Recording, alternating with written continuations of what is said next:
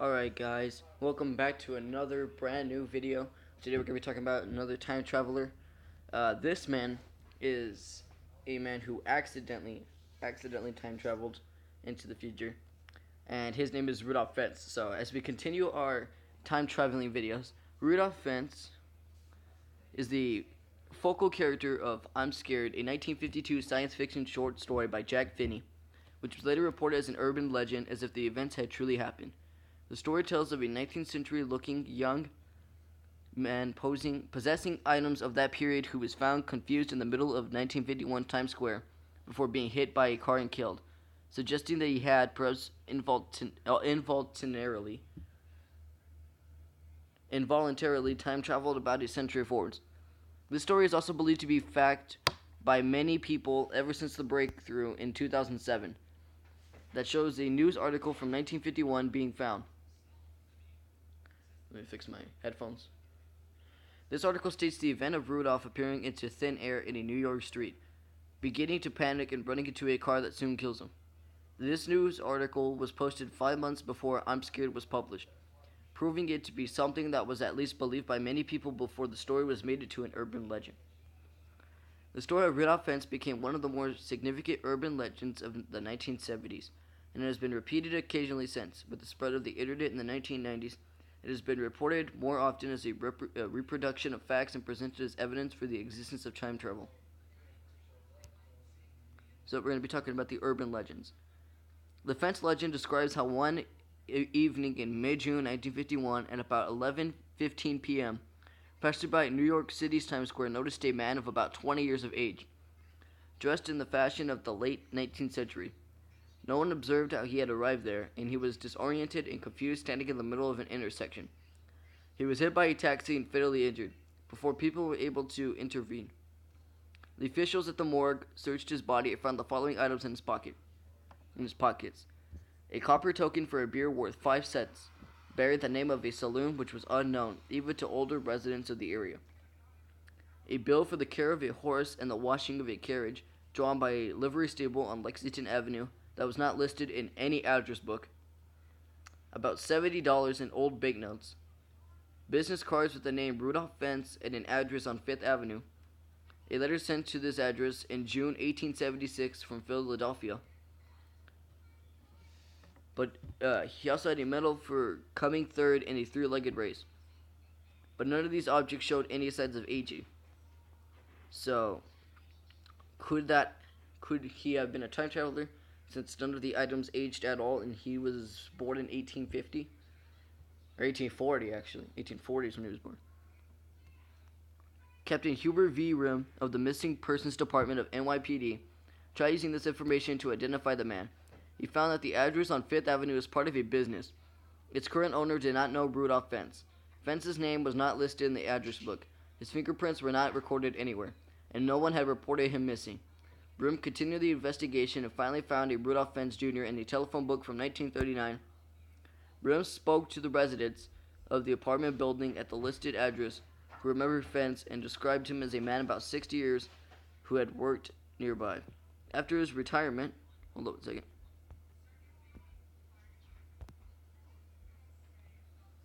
After his retirement, he moved to an unknown location in 1940. Contacting the bank, Rim was told that Fentz died 5 years before, but his widow was still alive but lived in Florida. Rim contacted her and learned that her husband's father, Rudolph Fentz, had disappeared in 1876, aged 29. He had left the house for an evening walk and never returned. All efforts to locate him were in vain and no trace remained.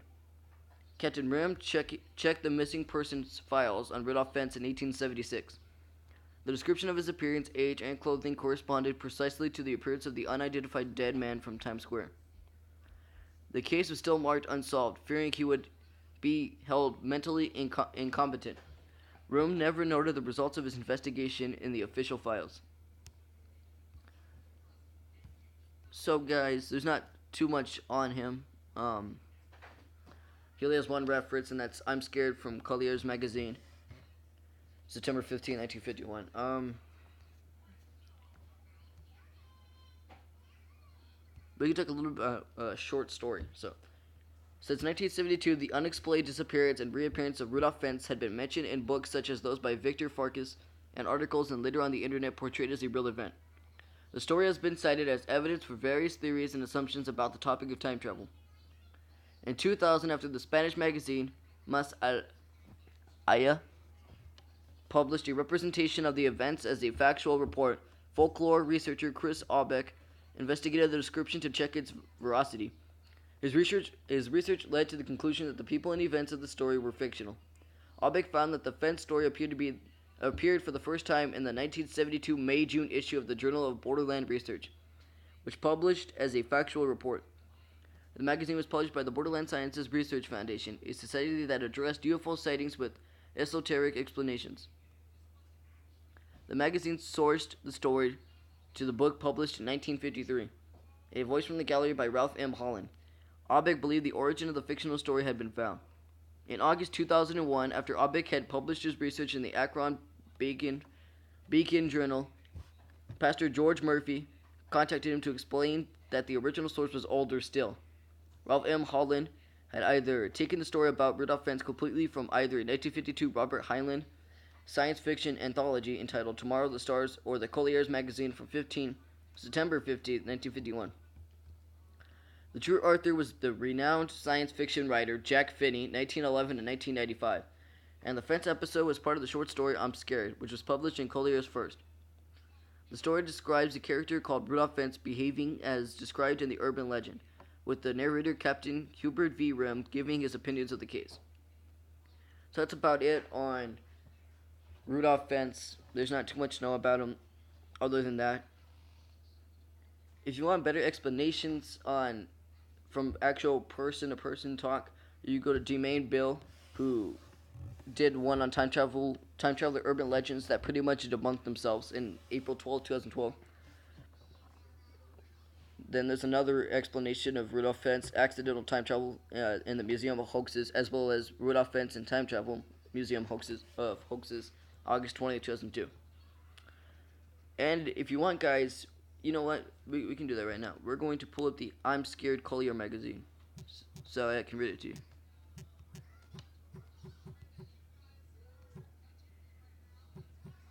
So let's get that. Hold up.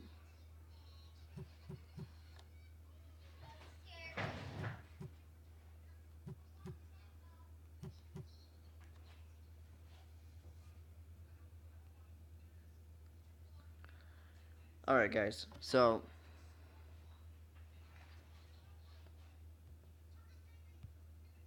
I don't know if it's gonna let me actually look at it, the actual story. So far, it's not. It's showing a little bit of the covers, but of the Collier's magazine back in the 50s. I don't know, guys. What do you think about Rudolph Fentz? Do you think that he accidentally time traveled and was fatally killed due to his time travel? Oh, that is weird. The video. Or do you think that he actually intended to time travel? Who knows for sure, guys. The book did kind of load. It gives a little bit of details, so let's kind of read that. It's like very little, because the struggle against the barrier of time is already taking place. Time is breaking down. I think it's important that you should know about it. So that's pretty much it.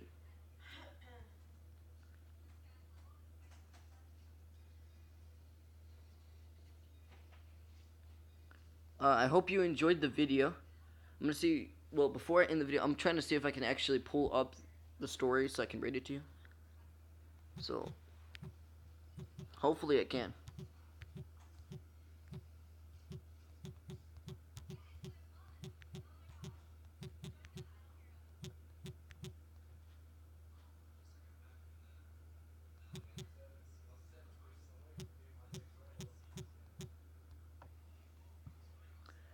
Alright, guys. I think I might be able to get the story so I can read it to you guys, and you can learn a little bit more about the Collier and, well, Frank, of course.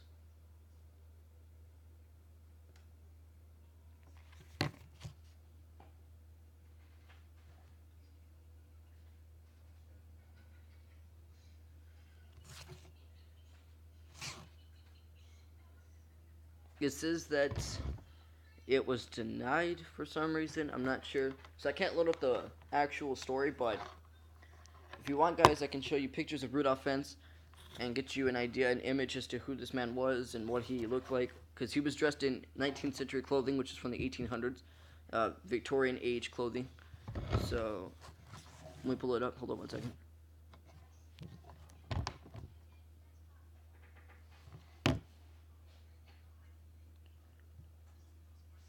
Let me see here.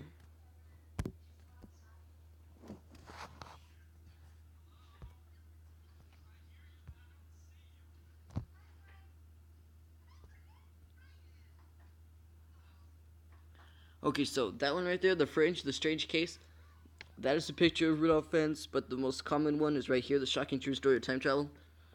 That face right there, so there's your images. You've got this one where he has a mustache, and he looks a little bit older. And then you have this one right here. There's not too much to know. Apparently, there's not really that many pictures on Rudolph Fentz, which it was the 50s, so you think there might have been at least a couple more, but I guess not. Thank you guys for watching this video, and there will be another time travel episode on one other person, because I know there's one more person, and that's the guy we're going to be talking about next, who is running for president 2020, as I told you guys in the last video.